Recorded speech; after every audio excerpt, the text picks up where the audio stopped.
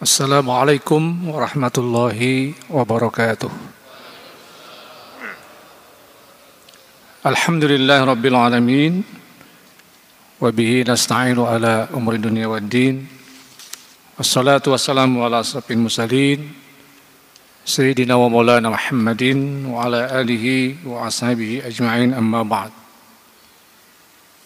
Hadirin jamaah salat Isya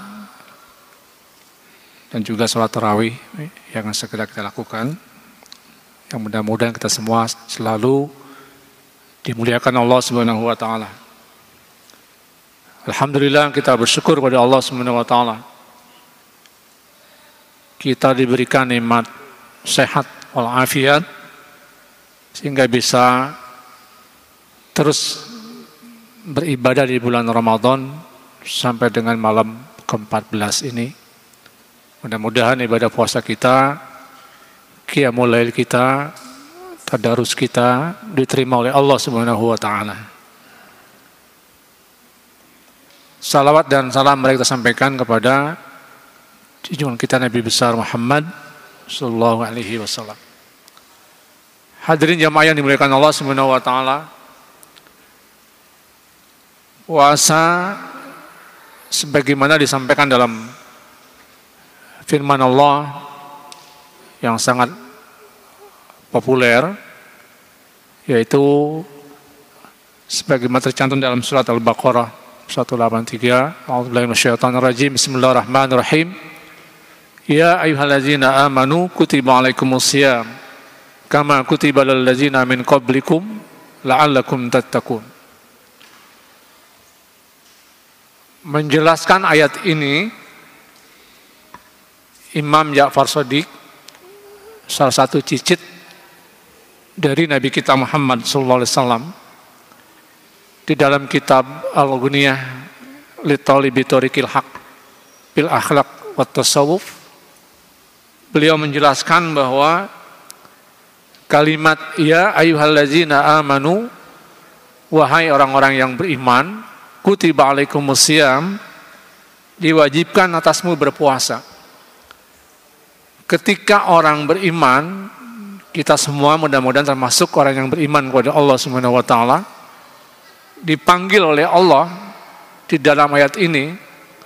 Kata beliau Syekh Ja'far Shadiq, lazatun nida izalatu ta'bin.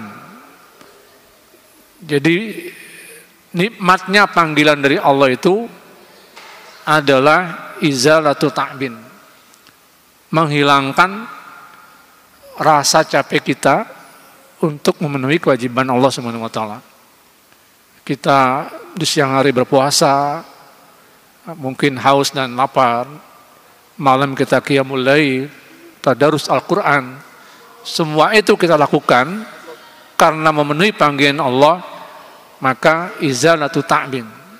Enggak ada rasa capek, enggak ada rasa terpaksa, enggak ada rasa beban, tapi semata-mata kita persembahkan untuk mendapatkan ridho Allah Subhanahu wa taala.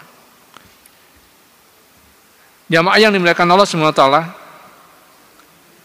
salah satu rahasia ibadah puasa adalah memutus suplai makanan kepada setan. Fa inna wasilata syaitan la'natullah asyahawat. Yang membuat setan itu berjaya menguasai kita adalah syahwat.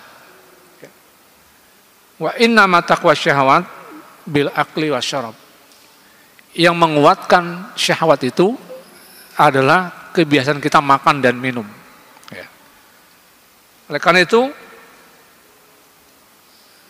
semakin kita banyak makan dan minum tanpa terkendali, ya, inna syaitan la yajri min bani adam majri dam padaiku majriyahu bilju. Jadi setan itu berjalan menguasai kita melalui jalur peredaran darah kita. Oleh karena itu, persempitlah ruang gerak setan dengan cara lapar, yaitu berpuasa. Nah, hadirin yang dimuliakan Allah Subhanahu wa taala.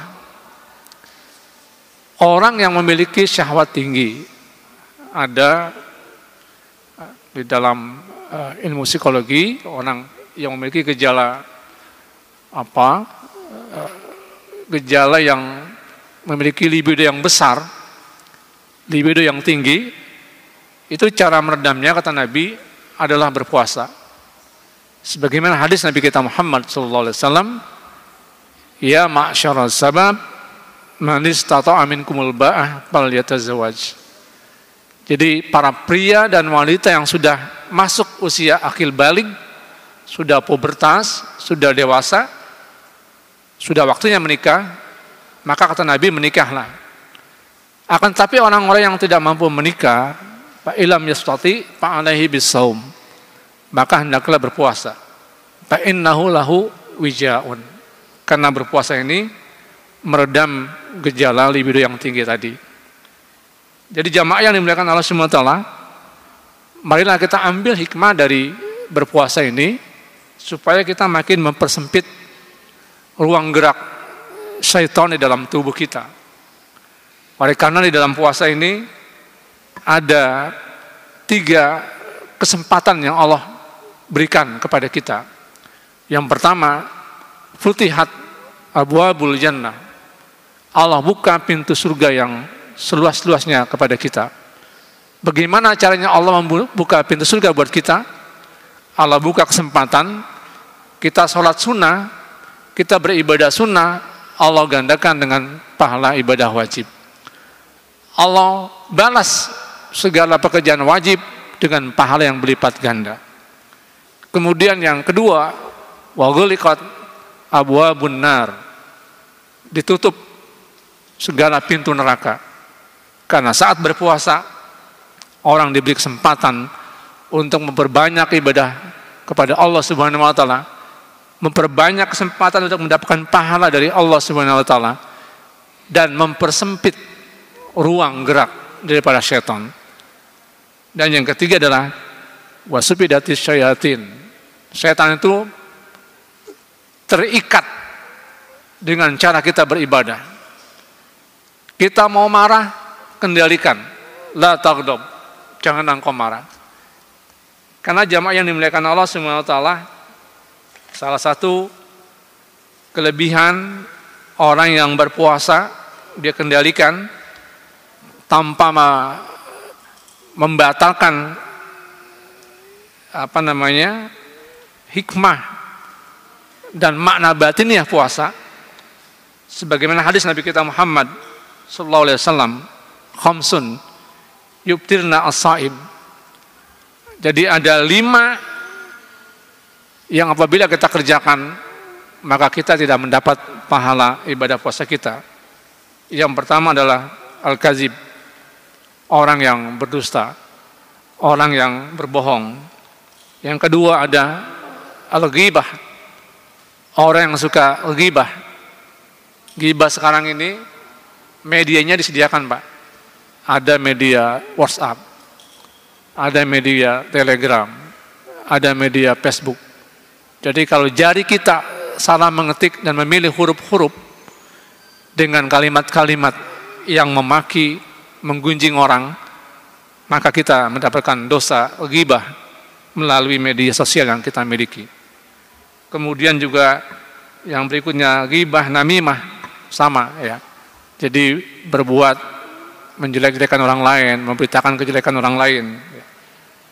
Kemudian wal yaminul kazibah, menjadi saksi palsu. Kemudian yang terakhir adalah wan nazaru bisyahwat, memandang dengan pandangan yang penuh dengan syahwat. Nah, jamaah yang dimuliakan Allah Subhanahu wa taala, di manakah letak posisi ibadah kita?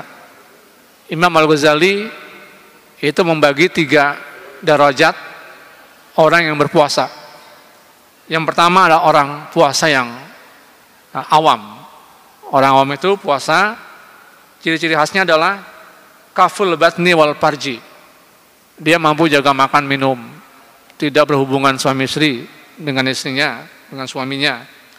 itu mampu dijaga, maka dia sudah berpuasa.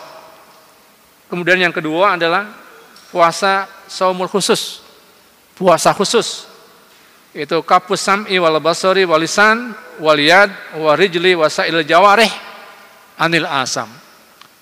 Kita menjaga semua panca indera kita daripada perbuatan dosa dan maksiat kepada Allah Subhanahu wa taala.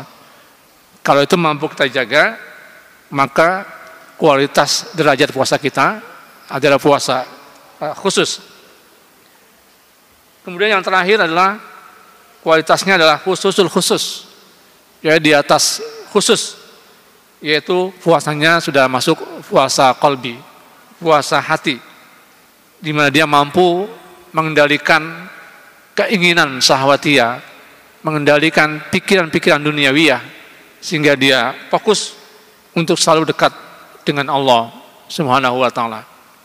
Jadi hadirin yang dimuliakan Allah Subhanahu wa taala, kalau kita mampu menjaga puasa kita, kita mampu mengisi puasa kita dengan kualitas ibadah di dalamnya, maka ingatlah apa kata Nabi di dalam hadis qudsi, yang hadis itu menjelaskan, kalau seandainya laula anna syayatin yahumuna fi qulubi bani Adam, kalau atau jika seandainya setan tidak menutupi hati kita ya, dengan makanan yang berlebihan, dengan makanan yang haram, yang tidak halal, dengan perkataan yang tidak menyakiti orang lain, dengan perkataan yang membuat orang lain menjadi menderita, tersakiti ya.